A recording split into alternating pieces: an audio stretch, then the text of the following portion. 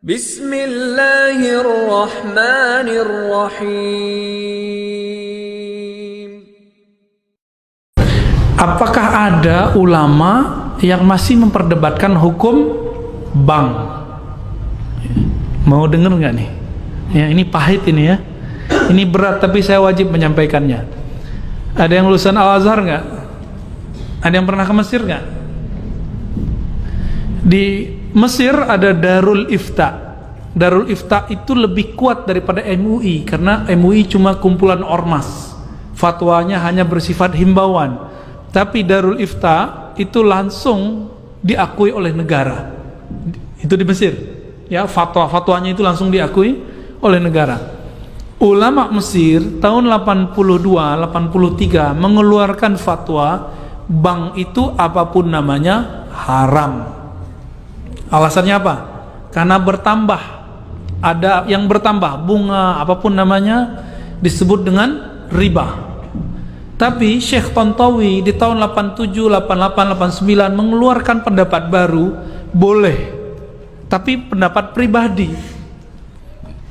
Akhirnya di tahun 90-an, 2000-an, ulama-ulama Darul Ifta dan ulama-ulama Azhar kemudian mengkaji kembali.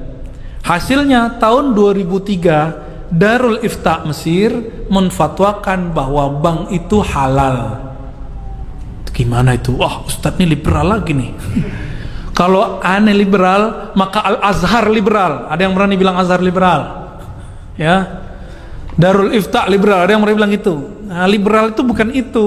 Liberal itu yang ngomong agamanya nggak pakai kaidah. Itu baru liberal namanya. Ya. Apa itu liberal? Yang ngomong agama nggak pakai kaidah, kaidahnya tak berkaidah gitu. Ulama Darul Ifta itu rata-rata ulama Azhar semua. Apa fatwa mereka? Bank itu sudah kami kaji lama, maka kami merevisi fatwa yang tahun 80-an itu. Jadi di kalangan ulama sendiri ada revisi. Masa yang bukan ulama maksain ulama? Ustadz kadang takut sama jamaah, akhirnya Ustadz terpaksa juga ikut-ikut sama selera jamaah. Tapi kata guru kami ya, menanggapi perdebatan itu, Syekh Ali Mustafa Yaqub, Kiai Ali Mustafa Yaqub itu punya buku. Ada ikan tuna kok pilih bawal gitu. Ada ikan apa yang gede-gede itu? Ikan kakap kok pilih teri. Maksudnya apa? Udah ada bank syariah kok masih terjebak bank konvensional, meskipun ada ulama yang membolehkan bank konvensional. Jadi gimana sikap kita terhadap persoalan bank? Karena ulamanya beda pendapat, maka antum harus siap-siap beda pendapat dan beda pendapatan. Ya. Lalu ada persoalan di sini ya.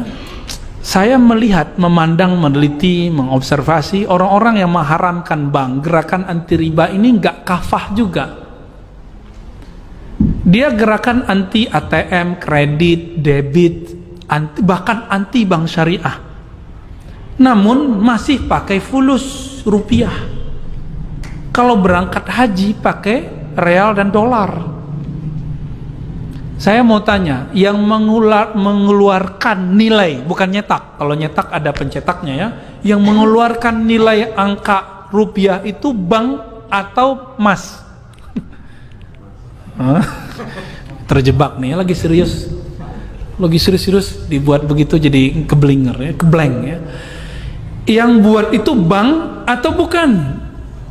Bank apa yang mengeluarkan nilainya? BI. Antum itu mengharamkan bank tapi pakai produknya, tuh tanda nggak paham hukum fikih dan kawaid fikih. Dalam kaidah fikih ada sebuah kaidah at-tabi'u tabi'un. Kalau kamu mengharamkan A, maka apapun yang dihasilkan dari A haram. Kalau kita haramkan bank, maka antum haram menggunakan ATM, haram menggunakan fulus kertas atau fulus koin ataupun elektronik, haram semua. Maka beragama jangan picik. Oh, kita kembali ke dinar dan dirham. Allahu Akbar. Dinar itu diadopsi Rasulullah dari Romawi, ya kan? Nabi aja bisa ngadopsi, masa ente nggak ngadopsi? Ini mau kembali ke zaman barter kali ya? Mau zaman barter?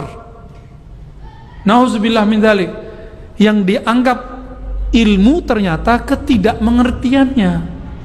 Tidak mengerti itu kalau bahasa kasarnya apa? Jahilun. Tapi kita nggak pakai ya, walaupun sebenarnya begitu.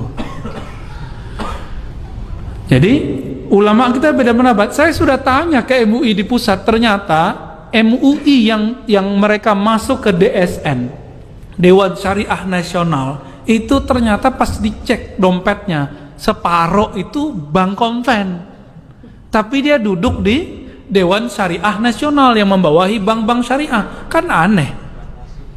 Iya, ternyata ulama-ulama yang yang menganjurkan bank konvensional sendiri juga belum tentu mengharamkan bank ulama yang menganjurkan bank syariah belum tentu juga menganjurkan bank. Nah, begitulah ya. Dia belum move on 100% gitu. Seandainya Indonesia ulamanya serius, ayo kita bareng-bareng tinggalkan bank syariah, bank konvensional. Hancur juga tuh. BUMN itu membawahi beberapa bank. Kalau kita tutup bank, bisa hancur negara ini. Maka bank itu salah satu nafasnya negeri ini. Antum percaya atau tidak?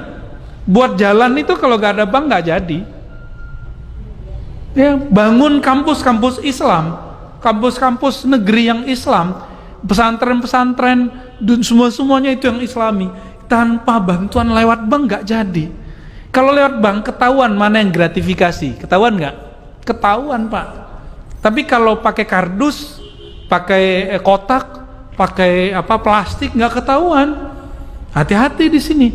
Oleh karena itu, saya mengajak, ayo ulama kita sudah buat bank syariah, ya. Namun jika memang belum bisa meninggalkan bank konvensional, ambil seperlunya, tapi bangun semangat untuk membesarkan bank. Ustadz kok pelin-pelan? Bukan pelin-pelan, kan antum aja yang belum move on ya. Saya udah 10 tahun sebelumnya saya nggak pernah pakai bank konven, tapi karena dapat fatwa dari ulama Darul Ifta itu berani lagi terima beasiswa lewat BNI. Ya, habis itu lewat Mandiri, habis itu lewat apa gitu. Ya, akhirnya kata imam-imam kita di Darul Ifta itu, masyayikh kita, siapa yang terkena perdebatan ini, faliyat yuqallid man abaha. Kalau kamu terjebak dalam satu ini, maka ikutilah ulama yang membolehkannya, biar hatinya tenang. Ini masuk ke khilafiyah. Kenapa dia khilafiyah? Karena bank tidak ada di Quran, tidak ada di sunnah, tidak ada ijma, tidak ada di. Tapi kalau riba ada di Quran, ada di sunnah, ada di ijma, ada di qiyas. Mengharamkan riba wajib, menghalalkan riba diperdebatkan sampai kiamat nggak selesai. Jangan paksa orang deh ya, jangan paksa orang. Ini ambiguitas orang-orang yang anti bank, kok masih pakai duit. Jangan pakai duit baru antum itu pas gerakan anti ribawinya ya.